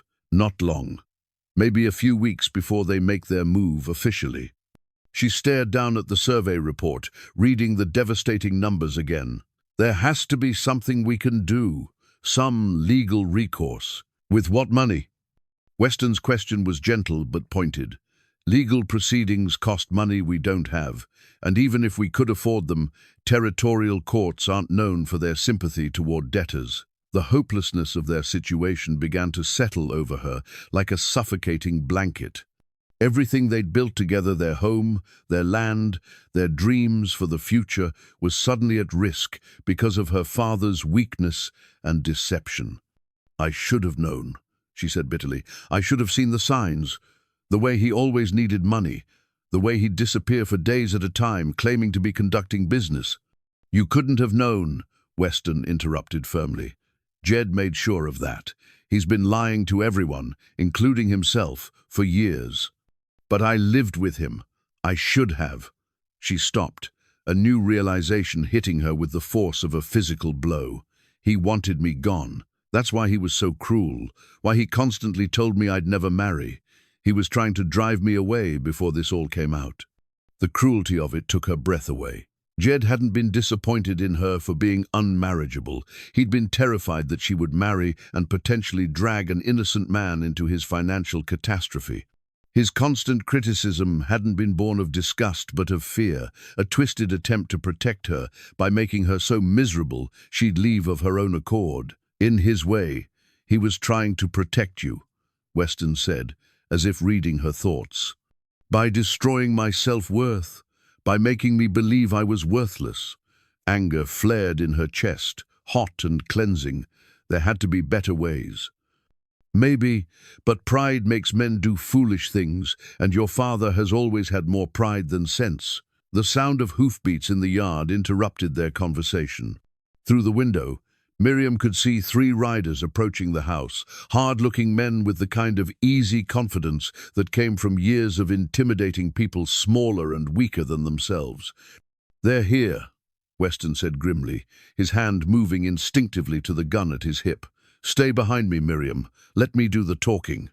The men who dismounted in the yard looked exactly like what they were, professional collectors employed by people who didn't believe in negotiation or mercy. The leader was a tall, thin man, with dead eyes and a carefully groomed mustache, while his companions were built like prize fighters, all broad shoulders and scarred knuckles. Jed emerged from the house to meet them, his bandaged hands and obvious pain, doing nothing to diminish the air of quiet desperation that surrounded him. Even from a distance, Miriam could see the fear in his posture, the way he held himself, like a man expecting to be struck. "Mr. Haskins," the thin man called out, his voice carrying clearly across the yard, "I trust you remember our previous correspondence regarding your outstanding obligations." "I remember," Jed replied, his voice hoarse but steady. "But as you can see, I've had some setbacks recently. The fire was unfortunate," the man interrupted smoothly. "But it doesn't alter the fundamental reality of your situation. You owe the consortium a considerable sum of money, and that debt has come due. I need more time. Maybe we could work out some kind of payment plan." "I'm afraid that's not possible." The thin man's tone remained conversational, but there was steel beneath the politeness. "However, we understand that circumstances sometimes require creative solutions." He gestured toward the house, and Miriam felt Weston's body tense beside her. "We're prepared to discuss alternative arrangements that might involve your daughter and her new husband." The blood drained from Miriam's face as the full implications of the threat became clear. These men weren't just here to collect from Jed, they were prepared to extend his debt to include her and Weston, to drag them into the financial quicksand that was already swallowing her father. "My daughter has nothing to do with this," Jed said, his voice rising slightly. "She's married now, building her own life. This is my responsibility." "Family is family, Mr. Haskins, and debts have a way of following family lines." The thin man's smile was cold and predatory, especially when those family members have recently acquired valuable assets. The land deed. Somehow, they knew about the 40 acres she and Weston had purchased, knew about their hopes and plans for the future. The realization that they'd been watched, investigated, made Miriam feel sick to her stomach. "Now," the man continued, "we can discuss this like civilized people, or we can allow the territorial marshal to handle the matter through official channels. I think you'll find our approach considerably more flexible." As the confrontation in the yard continued, Miriam found herself thinking not of fear or anger, but of a moment weeks earlier when Weston had told her that sometimes a person had to choose between being right and being smart. Looking at the documents scattered across her father's desk, at the proof of years of lies and financial recklessness, she realized that choice was now upon them. They could try to fight this legally and lose everything in the process, or they could find another way, a smarter way, even if it wasn't necessarily the right way. The question was whether they were strong enough, clever enough, and brave enough to outwit men who made their living destroying other people's dreams. The answer, she realized as she watched Weston's steady gaze through the window, would determine not just their future, but whether they had any future at all. Weston's rifle lay across his knees as he sat on their cabin's front porch, the weight of the weapon both comforting and troubling. The events of the past week had transformed their peaceful home into something resembling an armed camp, with neighbors taking turns keeping watch and everyone jumping at unexpected sounds. The three debt collectors had made their intentions clear during that tense confrontation in Jed's yard. They wanted $20,000, plus interest, and they weren't particular about where it came from. When Jed had protested that he didn't have that kind of money, the thin man who'd introduced himself only as Mr. Carlyle had smiled his cold smile and suggested they might accept the Kane's 40 acres as partial payment. Partial payment for a debt that isn't even ours, Miriam had said later that evening, her voice tight with controlled fury. How is that legal? It's not, Weston had replied grimly. But legal and enforceable are two different things out here, and men like Carlyle know exactly how far they can push before anyone with real authority takes notice. The past week had been spent in careful preparation, though for what exactly, none of them were entirely certain. Pete Morrison had quietly spread word among the local ranchers, and the response had been both gratifying and sobering. Nearly every man within 20 miles had offered assistance, but they all understood the reality of their situation. They were facing professional criminals backed by Eastern money and territorial connections. Doc Brennan had been particularly helpful, using his position as the town's most respected citizen to make discreet inquiries about Carlyle and his associates. What he'd learned wasn't encouraging. They're not just debt collectors, he'd reported during a tense meeting in the Morrisons' kitchen. Carlyle works for a consortium that specializes in acquiring Western land through foreclosure and intimidation. They've done this before, in Colorado and Wyoming. They come in, buy up bad debts from local creditors, then use those debts to force people off valuable property. But why our land? Miriam had asked. 40 acres isn't worth $20,000. It's not about the land's current value, Pete Morrison had explained. It's about what it might be worth in the future. There are rumors about a railroad spur being built through this valley within the next 5 years. If that happens, land values will increase tenfold overnight. The revelation had added a new dimension to their crisis. They weren't just fighting to keep their home, they were caught in the middle of a larger scheme to control the region's future development. Now, as Weston watched the sun set behind the mountains, he found himself thinking about his past in ways he'd tried to avoid for years. There were things about his history that Miriam didn't know, things he'd hoped never to have to reveal. The truth was that Weston Kane hadn't always been a simple ranch hand. For 3 years, before his father's death, he'd worn a deputy marshal's badge in Kansas, dealing with exactly the kind of men who were now threatening his wife and their future. He'd been good at the job, too good, perhaps. His reputation for bringing in dangerous criminals had earned him respect and steady work, but it had also earned him enemies.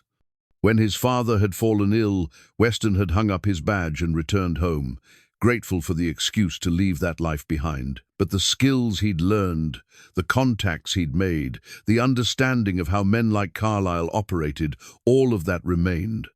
The question was whether he could use those tools without becoming the kind of man he'd worked so hard to leave behind. The sound of approaching hoofbeats drew his attention to the main road. A single rider was approaching in the fading light, and Weston's hand tightened on his rifle until he recognized the familiar figure of Martha Henley's nephew, Danny. The young man dismounted quickly, his face flushed with excitement and worry. "Mr. Kane, ma'am," he called to Miriam, who'd emerged from the cabin at the sound of voices.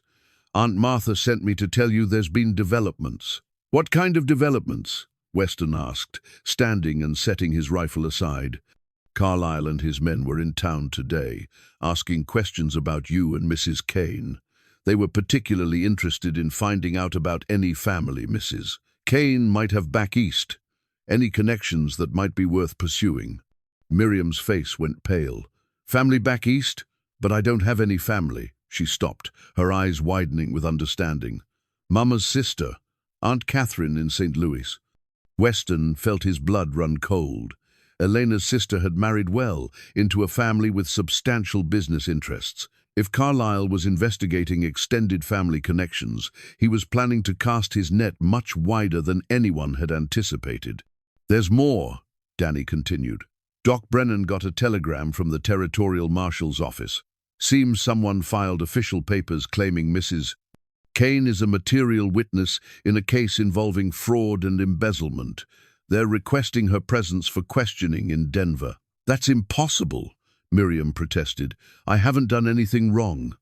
Doesn't matter, Weston said grimly. It's a legal pretext to compel your cooperation. Once they get you to Denver, they can hold you on any number of trumped-up charges until your family agrees to help satisfy your father's debts.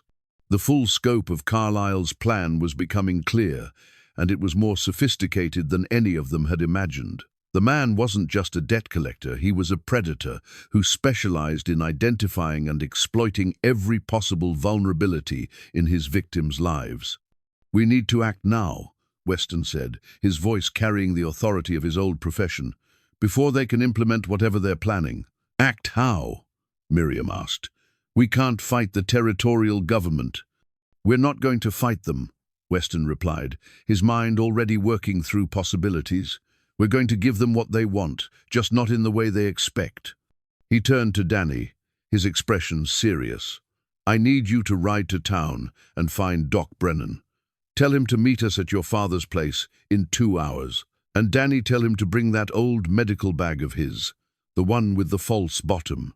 The young man's eyes widened with understanding, but he nodded and remounted his horse without questions. As Danny rode away, Miriam stepped closer to her husband, studying his face in the gathering darkness.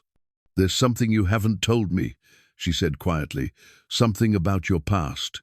Weston was silent for a long moment, weighing the cost of truth against the price of continued deception. I was a deputy marshal, he said finally.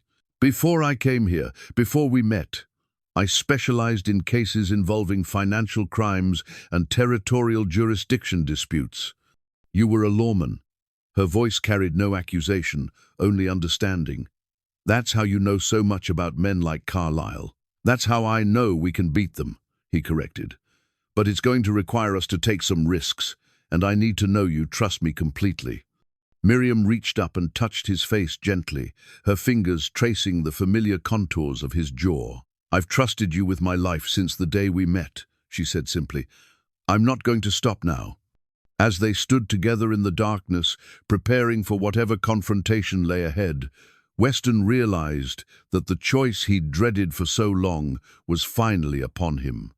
He could remain the simple ranch hand he'd tried to become, and watch everything he loved be destroyed by men like those he'd once hunted. Or he could become, one last time, the man he'd once been dangerous, calculating, and utterly without mercy when it came to protecting what mattered most. Looking down into Miriam's trusting face, the decision was easier than he'd expected it to be. Some fights were worth whatever they cost to win. The morning sun streamed through the kitchen window as Miriam carefully opened her mother's Bible, her hands trembling slightly as she revealed the pressed flowers hidden between its pages. Each delicate bloom told a story: violets from her mother's wedding bouquet, daisies from their last spring together, a single rose from Elena's funeral service. But it was the folded letter tucked behind the book of Psalms that made Miriam's breath catch in her throat. Written in her mother's careful script, it was dated just weeks before Elena's death, and it revealed truths that recontextualized everything Miriam thought she knew about her parents' marriage. My dearest daughter, the letter began, if you are reading this, then I am gone, and you are old enough to understand what I could never say while I lived. Your father was not always the bitter man you know him to be. When we married, he was gentle and kind, full of dreams for our future together. But life has a way of breaking even the strongest spirits, and I fear that my illness and death will complete a transformation that began long before you were born. Miriam's eyes blurred with tears as she read on, learning for the first time about the son her parents had lost before she was born, a baby boy who'd lived only 3 days, taking with him Jed's dreams of passing on the family name. Her mother's letter explained how that loss had changed him, how each year, without a son, had added another layer of disappointment and bitterness to his heart. He loves you, Elena had written, though his pain makes it difficult for him to show it. When he speaks harshly, remember that his words come from his own wounded heart, not from any lack of worth in you. You are everything beautiful about both of us, Miriam, and someday you will find someone who sees that beauty as clearly as I do. The letter went on to reveal another shocking truth, that Jed had been gambling even then, using it as an escape from grief he couldn't otherwise bear. Elena had known about the debts, had tried to get him help, but the shame had only driven him deeper into destructive patterns. I pray that you will find it in your heart to forgive him, the letter concluded. Not because he deserves it, but because carrying anger will only poison your own happiness. Be the strong, compassionate woman I know you to be, and perhaps someday you can help heal the wounds that have made our family so broken. Miriam was still crying over the letter when the sound of horses approaching drew her attention to the window. 3 riders were coming up the path, Carlyle and his men arriving exactly as Weston had predicted they would. She quickly folded the letter and placed it back in the Bible, then stepped onto the porch to meet them. Her heart was pounding, but her voice was steady when she spoke. "Mr. Carlyle, I've been expecting you." The thin man dismounted with fluid grace, his cold eyes studying her face as if searching for signs of weakness or deception. "Mrs. Kane, I trust you've had time to consider our previous conversation." "I have," she replied, "and I have something to say to you about my father."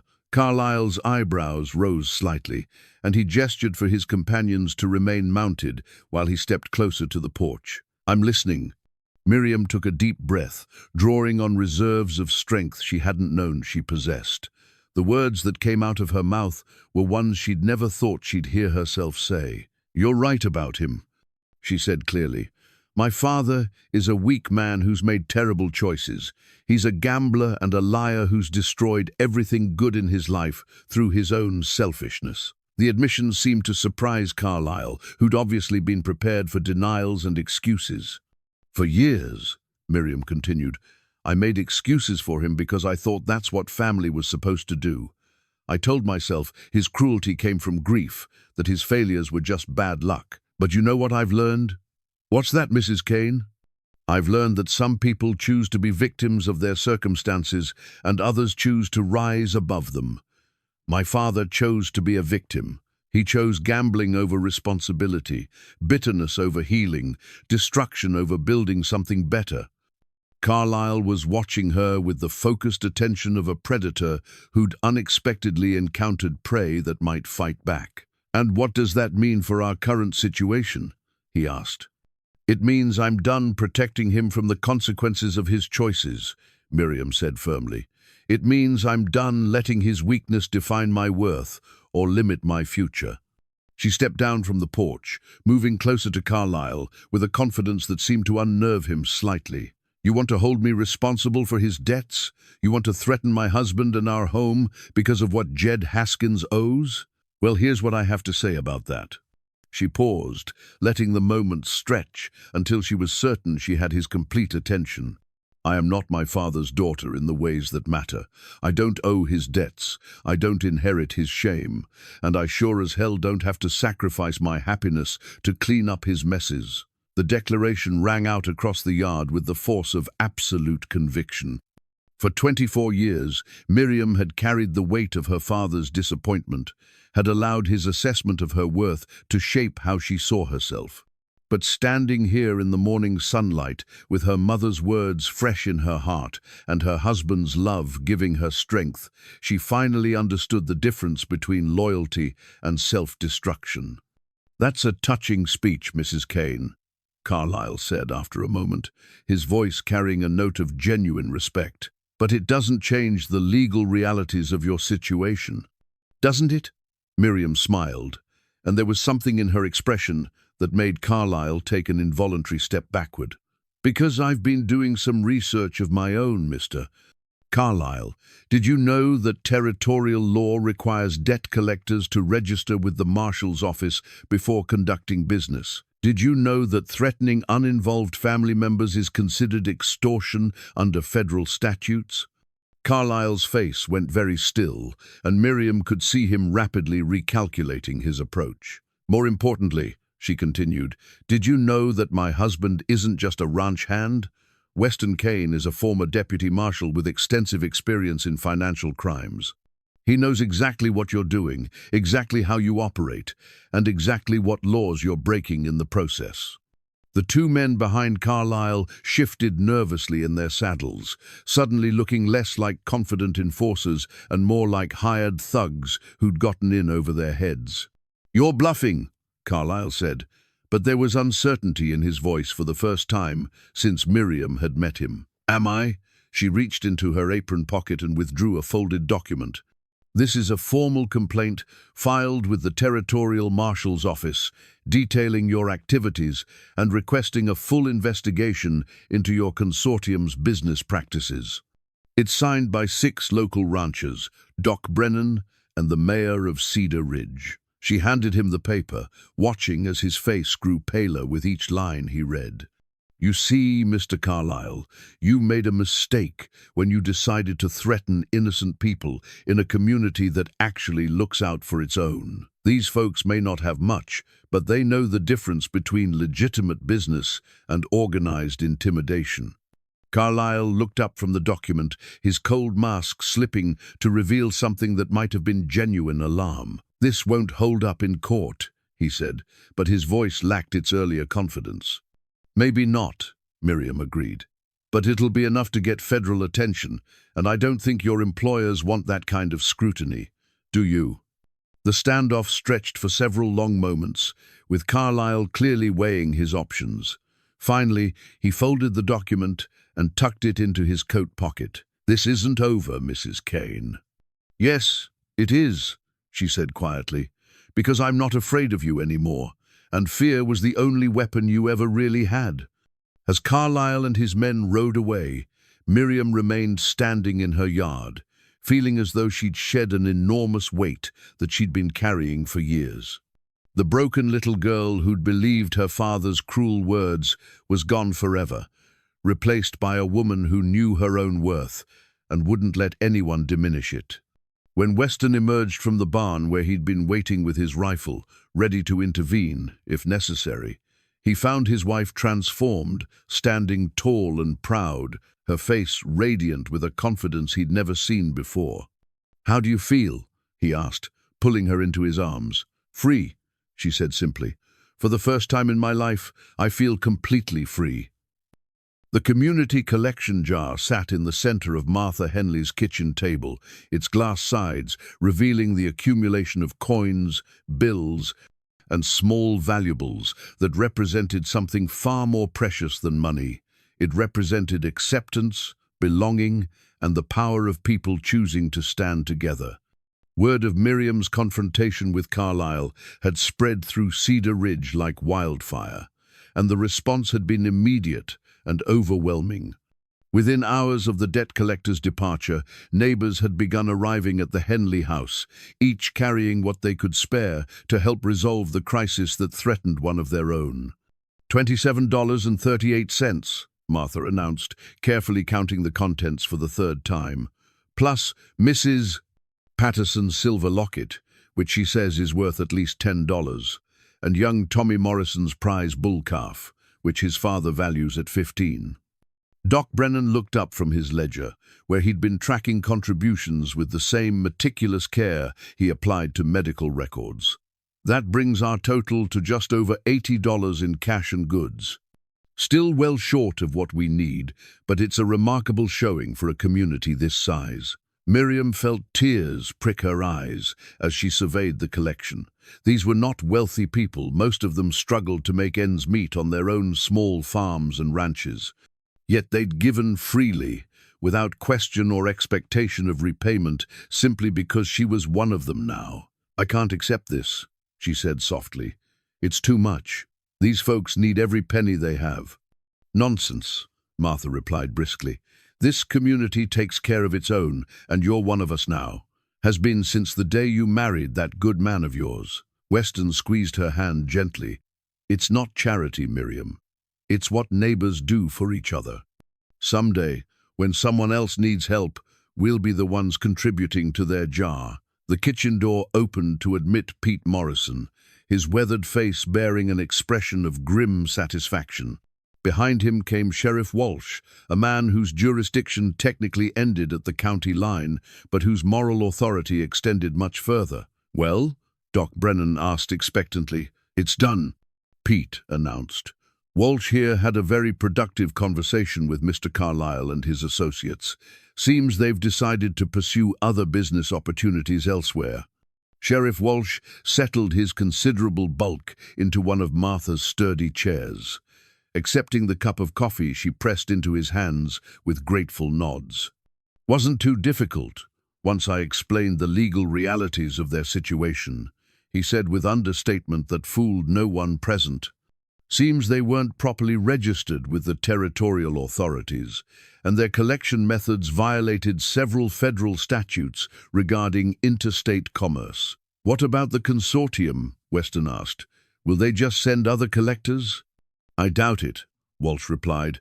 "Once I pointed out that pursuing dubious territorial debts was likely to attract federal attention they couldn't afford, they became quite reasonable. Especially when I mentioned that former Deputy Marshal Kane was taking a personal interest in their activities." Miriam looked at her husband with renewed admiration. His past as a lawman, which she'd only recently learned about, had proven to be the key that unlocked their crisis. "Sometimes," she reflected, "the very things we try to leave behind become the tools we need to protect what matters most." "So it's over?" she asked, hardly daring to believe it. "The immediate threat is over," Walsh confirmed, "though your father still has debts to settle." The consortium agreed to accept the actual value of his ranch as full payment, which means he'll lose the property but won't face criminal charges or further collection efforts.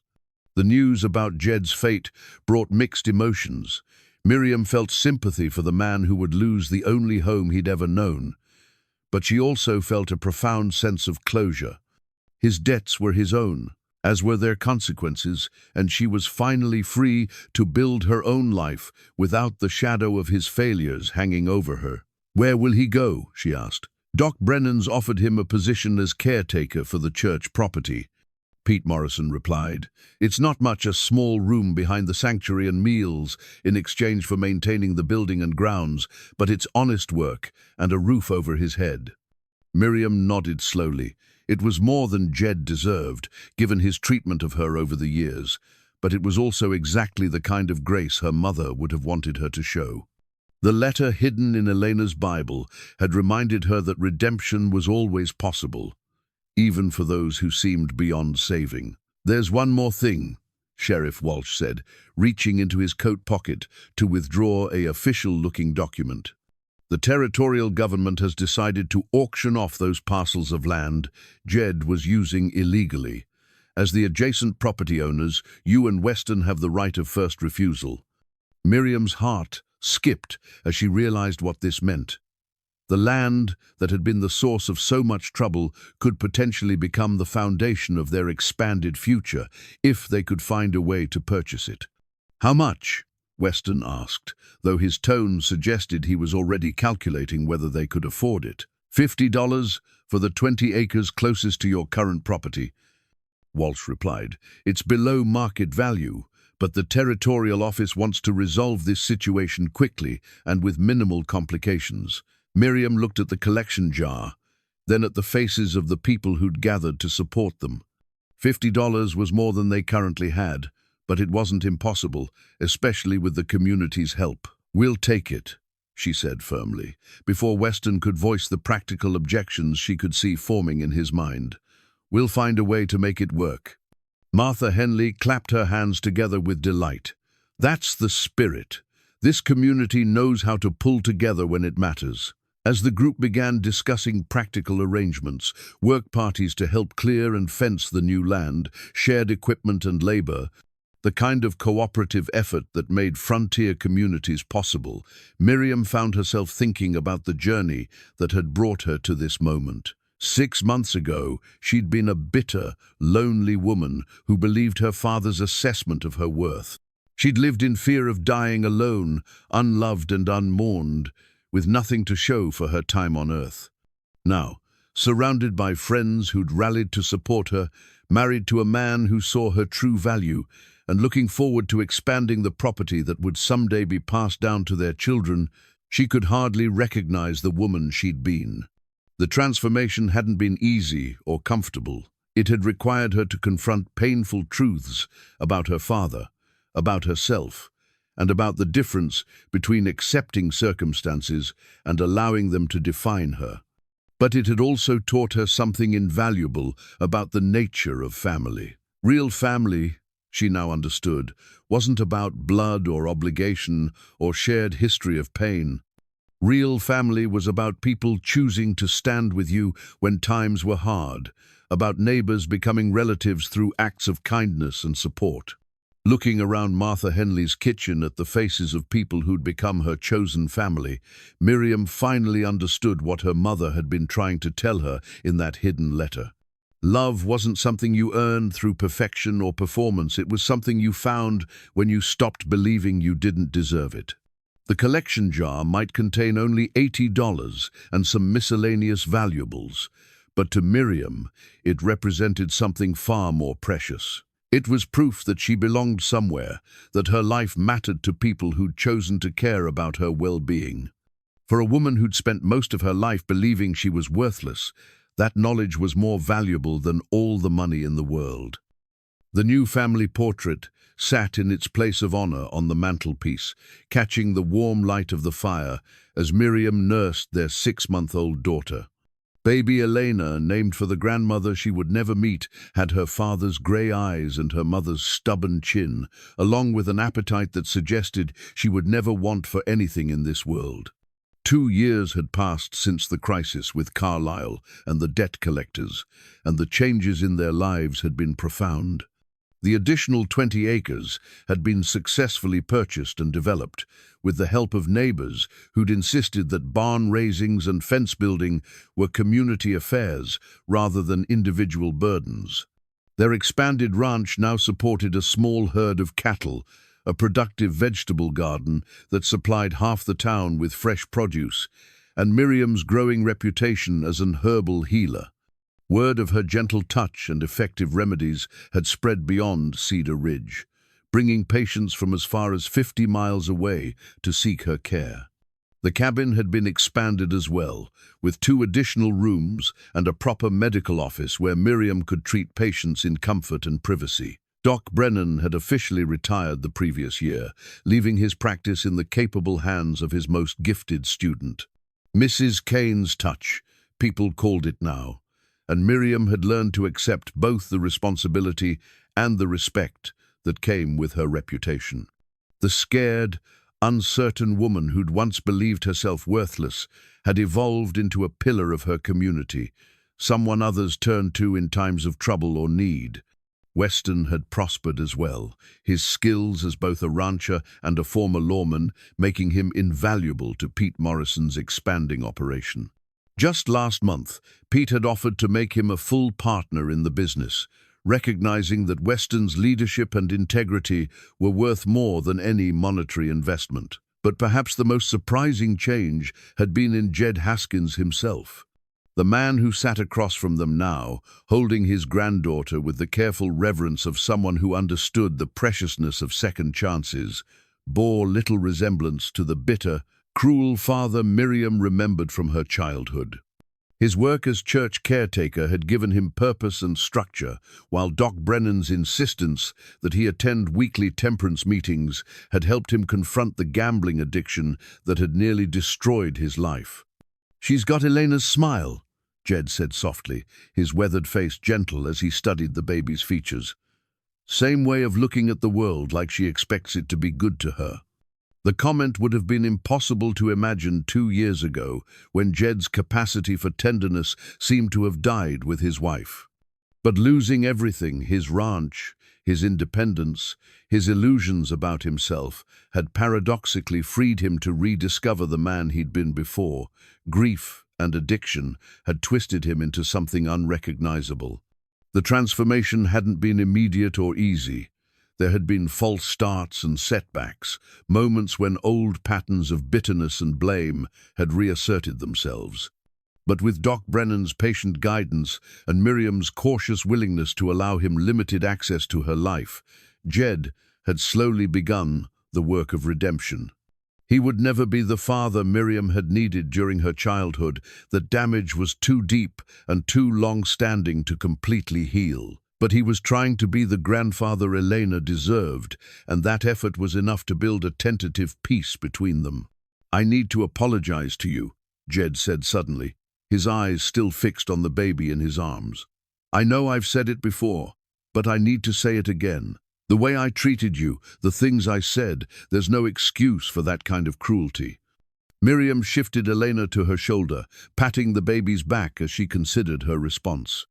The anger that had once burned so fiercely in her chest when she thought about her father's treatment had cooled to embers over the past year, replaced by something that might eventually become forgiveness. "I know you're sorry," she said carefully, "and I appreciate that you're trying to be different now.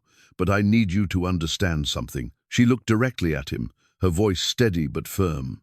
"I'm not the same person I was when you were saying those things.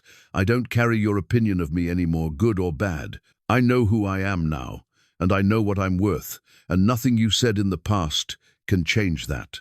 Jed nodded slowly, understanding the boundaries she was setting. "You're stronger than I ever was," he said.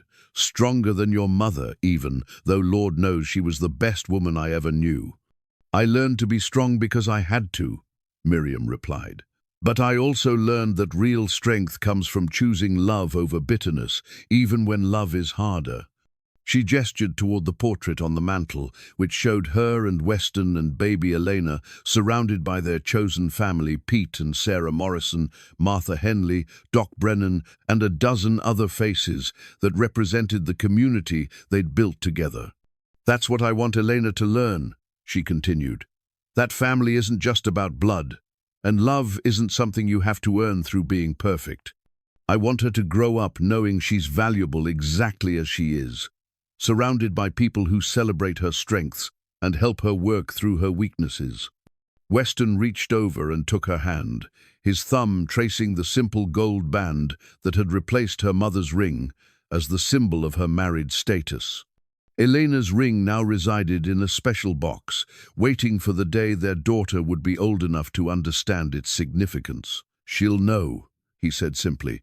"Every day of her life, she'll know she's loved and wanted and precious."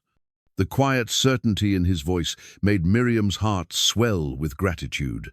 This man, who'd seen value in her when no one else could, had become not just her husband, but her partner in every sense of the word. Together, they'd built something that would last, a legacy of love and respect and community that would outlive them both.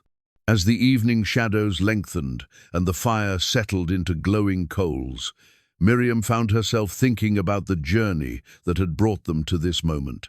The pain of her childhood had been real and lasting, but it had also taught her to recognize authentic love when it finally appeared in her life. Without her father's cruelty, she might never have appreciated Weston's gentleness. Without years of believing herself unworthy, she might never have valued the community that had embraced her so completely. The scars remained, but they'd become part of a larger story about healing and transformation and the power of choosing hope over despair. Baby Elena stirred in her grandfather's arms, her tiny fist uncurling to reveal perfect miniature fingers. As Jed traced those fingers with wondering gentleness, Miriam saw tears in his eyes, tears of regret for time lost, but also tears of gratitude for this unexpected gift of redemption. "Thank you," he whispered, though whether he was speaking to Miriam or to some higher power, she couldn't be sure.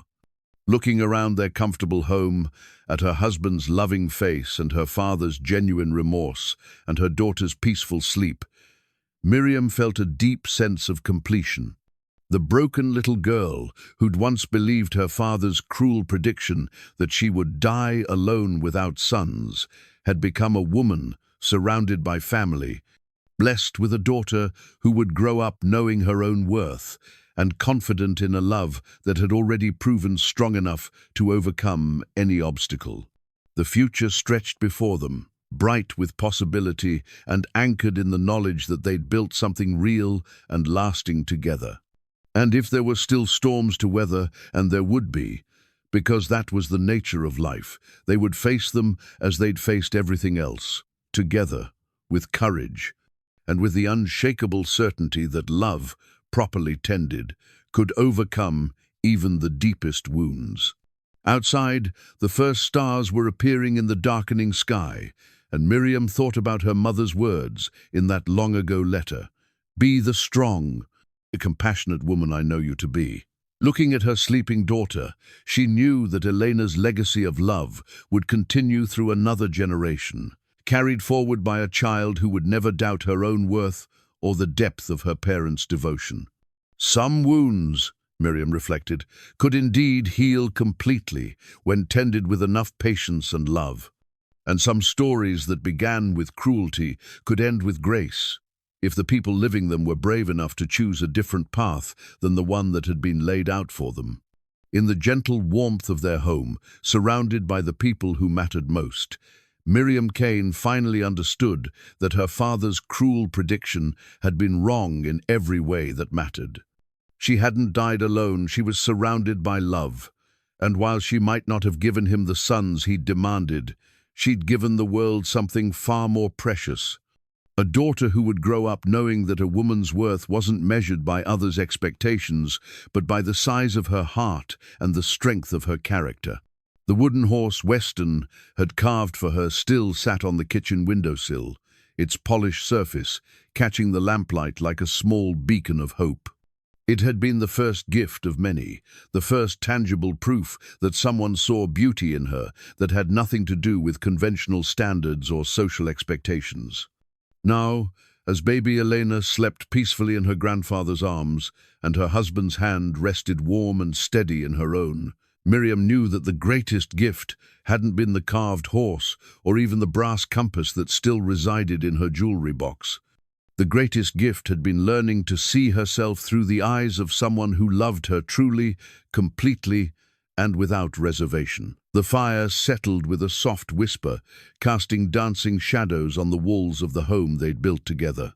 Tomorrow would bring new challenges, new patients seeking her healing touch, new decisions about expanding their ranch and their family.